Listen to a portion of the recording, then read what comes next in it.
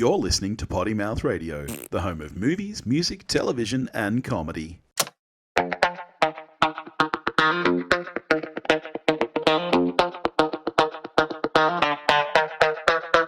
And now, the hunt for the perfect album. Hello, everybody, and welcome back to the hunt for the perfect album with Billy and Dave. And how you doing this week, mate? I am good because we are talking about an absolute fucking banger. Well, why don't you tell the people what it is you gave me this week? We are returning to the well. We're returning to the Gizzverse. Yep. And with... Oh, look, it's really weird. With so we are talking about Nonagon Infinity from King Gizzard and the Lizard Wizard, Australian prog psych rock balladeers. There is no kind of consensus as to their best album, as you would expect with a band that's got 26 odd albums to their credit that are so varied in genre. However, I think if you polled 100 King Gizzard fans what their top 3 albums were, everyone would have Nonagon Infinity in there. It's the other two would probably be different for every single person. Yeah. But everyone's going to have this one in there. Interesting. Almost all their stuff is, you could kind of say, is a concept album, but this one really is. As the name would suggest, there are 9 tracks, and it is designed so that each track seamlessly folds into the next, and then the last track seamlessly folds into the first, which really doesn't work when you're listening to it on vinyl. You need to flip that disc really fucking quick to kind of get the benefit of that. But on things like Spotify, obviously, if you put it on repeat, you can kind of feel that. But the idea is that each song stands on its own as a song, but it also forms this, larger than the sum of its parts. So I know you were a big fan of Flight B741, but you were a big fan of it because it was a 60s, 70s style blues rock album, which this very much is not. So, But what this is a very good prog rock album. This feels much more like, say, Tool, who I'm a big fan of, whereas Flight B471 was very much more kind of Lynyrd Skynyrd or thereabouts. Yeah. So look, what I will say is I really liked this album. I would say that I liked this as much as the previous one you gave. Oh, wow. I did not expect that. I really, really liked every track. What I will say, though, is that I don't think the concept is as well executed as I was hoping, and maybe my hopes were too high because they are a really kind of high concept band. But I guess the thing is, it's a no-brainer that I like every track, because if you like the first track on this album, you're going to like all of them, because there is not a huge amount of variation. There are some. The second half, I think you get more. I think the first 3 or 4 tracks are very much the first 3 tracks very like much 20-minute mini piece of. It's almost like a Mike Oldfield album where you've got side 1 is that single 25-minute piece, and side 2 is individual tracks. Yeah, and I think that there are some track transitions that are better executed than others. There are some on here that I don't think you could say were written to transition. I think there are some where you can hear that it kind of just fades out and other stuff comes up. There is even one transition on here where the music literally does stop and then start again. It doesn't actually transition. There are certainly a few where... And look, I don't want to second guess the guys in the band because they're more musically adept than I will ever be. Yeah. But there are some where it almost feels like they've just taken the first 10 seconds of the next track and added it onto the end of the first track. Yes, or vice versa. Yeah. You know what I mean? But that said, I think for me it does. If I close my eyes, I couldn't put my hand up and go, that's where a track changed. Yeah. Yeah, so all in all, I liked this album. I liked every single track. Yeah, my only downside is that my expectations were too high So in if I terms hadn't of those sold the transitions. concept to you and Yeah. just given you the album, I would have liked it better. there'd almost be no negatives.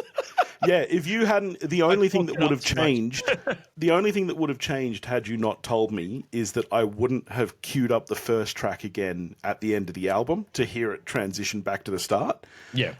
Otherwise, I would have just listened to it. I mean, in its defense, I do think one of the best transitions is from the last track to the first. I think. Yeah, and the what problem with feels that like is that that's the one transition that most people will very rarely Yeah. ever hear. Because you kick off with this smack in the face. Yeah. And think, oh, it started on a really high note. And then when you get all the way to the end, you realize that high note was also a crescendo at the end of the album. That's which right, yeah. I think that's very clever, more so than maybe some of the interstitials within the album. Yeah.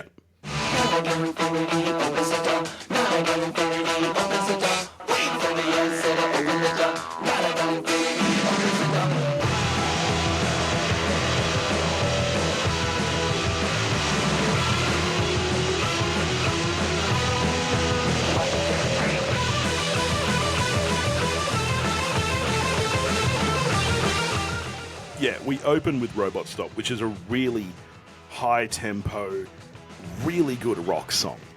We're not even like really in the prog rock stage yet here. Like this isn't kind of math rock or anything. It's like a psychedelic prog rock. Yeah. And I don't know if you've watched any of the film clips or anything, but there's like a similar to like Eiffel's. It's a weird comparison I'm drawing, but Eiffel 65's whatever the album is with Blue and all of that, where if you look at all the film clips, there's kind of a consistent story.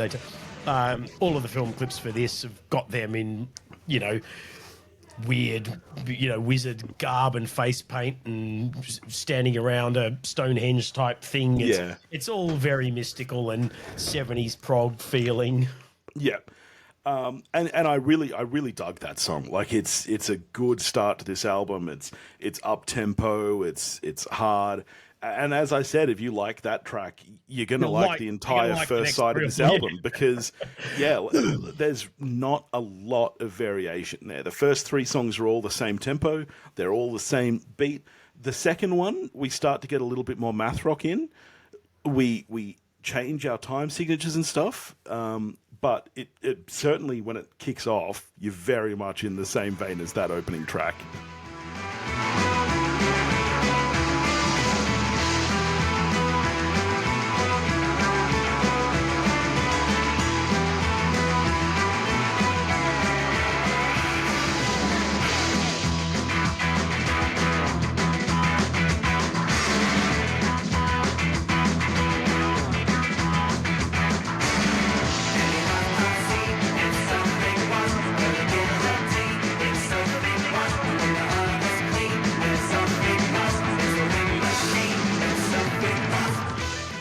I actually think that might be my favorite track on the album.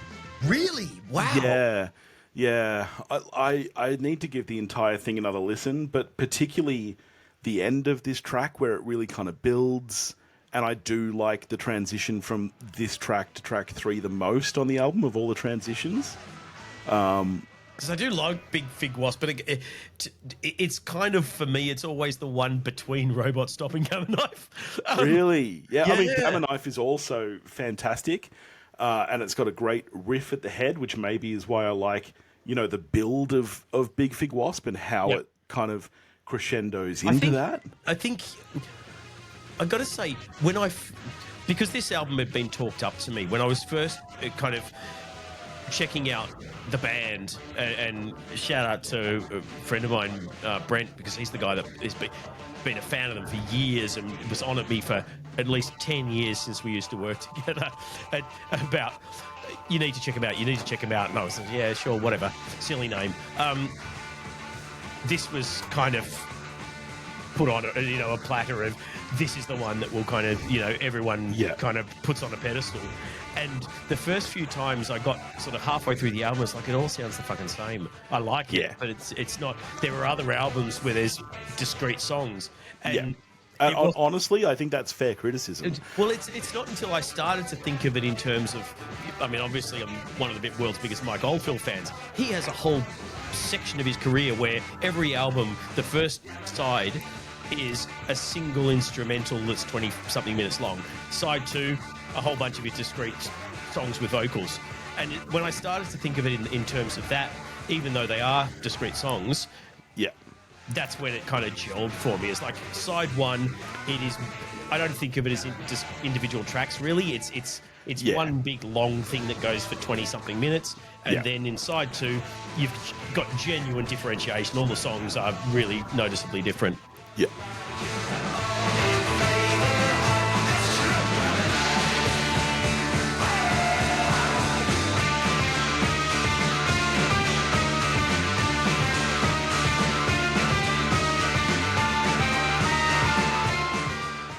Yeah, I guess, as I said, my only downside was really on me, and it was my expectations. You know, I was Okay. hoping for some real differences, you know, some maybe even the instrumentation being tossed around a bit.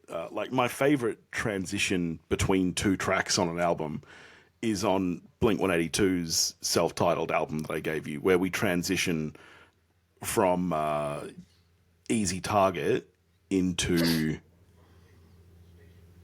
what's the song called that Robert Smith guest sings on? Oh, And the one that I said, oh, sounds a little bit curie. No wonder you like it. yeah. And it's the same riff, but we go from a really heavy punk song into like this quite slow Robert Smith led ballad, and the way it transitions into that, I really, and I guess I was hoping for more of that kind of thing. I think what we got instead is a Side 2, fantastic fucking prog rock album. But Side 2, I think you get more of that because the songs are more different. yeah, Like a side bit. 1, I get. But side two is also where we get the one transition I was talking about, where we don't transition, we just stop and start again.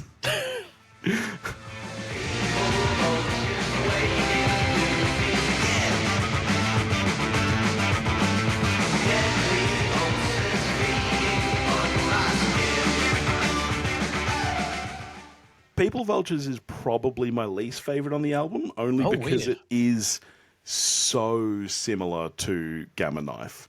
It really doesn't feel like its own song to me. Can I take a guess though? Is Mr. Beat the first track of side 2?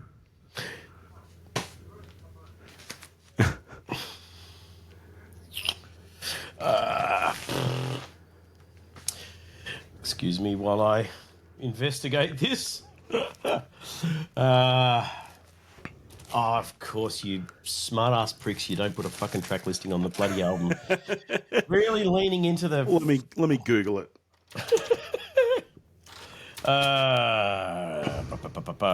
This is just zero indication on the freaking thing at all.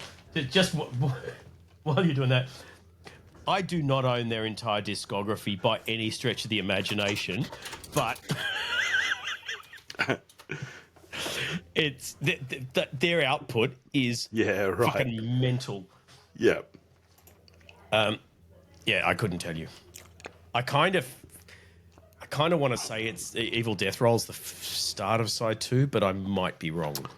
That would surprise me. And Just this because is it's a wild. longer track, so I would have thought you'd have like 5 and 4 with the long track on side 2, but I might be mistaken. Yeah, no. So yes. So side B starts with Mr. Beat. Wow. And that doesn't surprise me at all. Mr. Beat is the first one that's a different tempo. It makes sense musically because the first 4 are very, very similar, and 5 through 9 are all distinct and different. So it totally makes sense. And look, maybe I'm remembering wrong, but my memory of this transition is it's the first one where I don't believe it was written as a transition. My memory is that you can fully hear People Vultures fade out, and underneath it, you get a brand new drum beat coming up. And I'm going to play the Check transition. it out. just You're to doing hear it through Spotify. Let's hear it. Yeah, I'm going to play it because I'm curious to hear, because I do think that it makes sense then that that's side B, so that, you know, most of your hardcore kind of audience aren't going to hear the transition. So let's...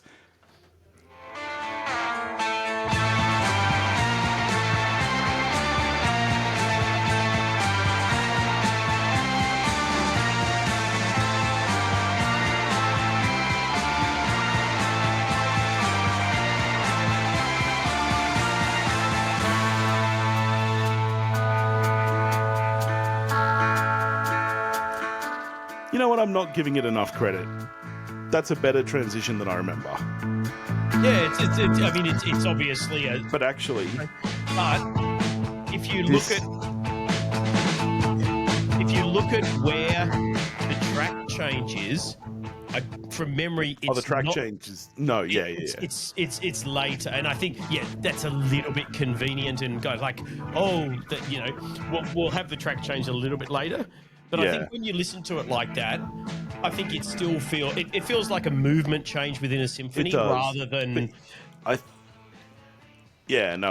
yeah. I do love this song. Yeah, I do like this song as well. Yeah.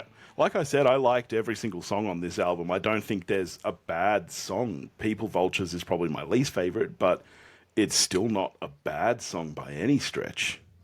And there is instrumentally, while there is, I mean, given the nature of the album, obviously, there is a certain sameness to sounds. I don't mean this in a negative way, but there is a certain sameness to it because of the kind of the conceit of this concept. But there's weird, like Robot Stop has like bluegrass harmonica in there, which is weird, totally weird for an album of this genre. Yeah. You do have weird, there's the things they do with the guitars in this. There's some weird sounding guitar, they could even track to track, the guitar sounds change. And I mean, they've got custom built instruments and everything. So I guess that's part of it. But once you sort of listen a few hundred times like I have, there's some very unusual instrumentation happening, which even things I can't even identify what the instrument is. Yeah.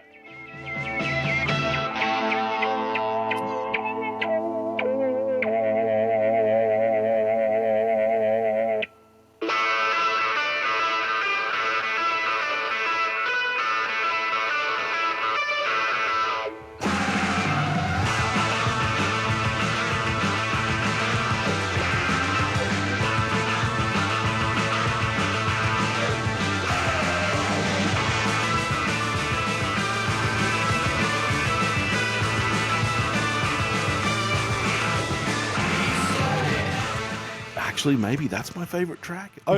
As I said, I really liked the whole album. There's not a bad track on it. I love Robot Stop and Gamma Knife, but I think side 2, I think I like more than side 1, just because you do get more variation every time you move from Evil Death Roll to Invisible Face to Wah Wah. It's like, there's a real defined identity for each of the songs. There is much more on side 2. Yeah.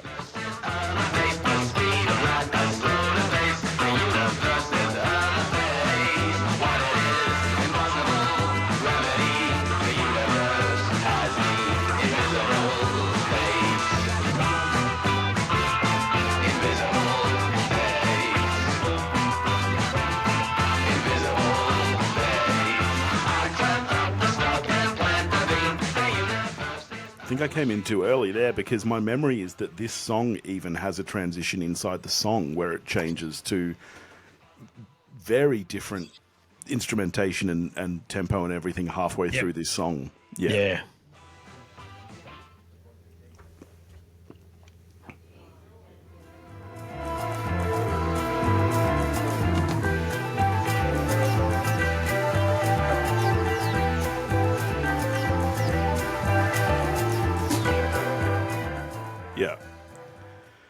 Yeah, I mean, all in all, I'm a big fan of this album. There's nothing bad on it. As I said, my only issue was my own expectations around the concept of it. I talked up the gimmick quite a lot. In hindsight, I should have just gone, here's a cool album. But I am glad I did not expect you to like it as much as Flight B741. I mean, honestly, possibly even more. I need to give this more listens. But this has definitely convinced me to, as overwhelming as it is, to dig into more of their discography. All right. Well, look, let me just, and for the listeners, I was going to just message you this, but for the listeners' sake, I will do a very quick 3-second précis just to give people. Okay, so B741 as you would expect for this band, was not the only album they released last year. Yeah. They also released the Silver Chord, which I would highly recommend, where B741 and most of their albums are guitar heavy. Just for funsies with Silver Chord, they went, nah, fuck it, we're all synth driven. So the entire album is kind of a synth album. So it's notable for that reason. Flight B741, obviously we have covered. Highly recommended. It's awesome. 60s, 70s blues sort of thing. If you listeners just want to check out, get it kind of the closest thing to a best of, and it's not a best of because it's original stuff, but if you want to see which of their styles you like, the appropriately named Omnium Gatherium, which is a double album. That might be what I dig into next then. Omnium Gatherium is a collection of B-sides and things, so it covers all of the genres. So there's there's thrash metal, there's prog, there's everything in there, and so you'll be able to pick and choose. If you really like the lighter side of things, Butterfly 3000 is almost a kind of a poppy album. Right. Skipping through, the one that I was going to give you, which might be my favourite, is Flying Microtonal Banana. You've mentioned that, yeah. That is, so that their kind of experiments with microtonal music culminated really in that album, which is completely microtonal. That's with all the custom built instruments and everything. That's probably my second favourite of theirs. My favourite, which I don't think I've got here, is an album called Polygonduanaland, which is probably my personal favourite. But I would say those are a good selection to check out. Yeah, nice. If you love full-on thrash metal, then an album called Infest the Rat's Nest, which I don't own because I don't love full-on thrash metal. But if that's the kind of if that's your particular brand of vodka, it's kind of scary. Not my cup of tea, but a lot of people love it. Yeah. Nice. Yeah, no, I'm a big fan. Honestly, I'm a 9 out of 10 on this album. There's nothing bad here. There's no tracks to skip. I mean, there might be times where the mood struck you to skip a song halfway through because some of them are long. I mean, as you said, it's a bit of a cheat code for this show, but because if you're not looking at the screen, it's hard to skip tracks because you don't know when it changes. Yeah. But no, I'm really pleased that you like it and you're inspired to delve deeper into the Gizzverse. I am. Big time. Yeah. This one, I mean, like I loved B741, but you had already kind of let me know that, their style is so varied. That's not what other albums were like. So I was like, okay. But this one has convinced me that, these guys are just fucking great. While Omnium Gatherium is a great... I really want you to check out Silver Chord next because it's a synth album and it was the same year as B741.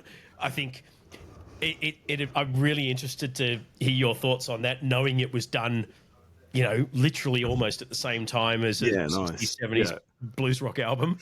Nice. Well, I'm going to give you something really different next week. I am going to just go with my heart and give you some full-on, very early 2000s pop punk. Okay. A band called Eve 6, their album Horoscope. And look, I know that you like the more kind of pop punky side of Blink-182.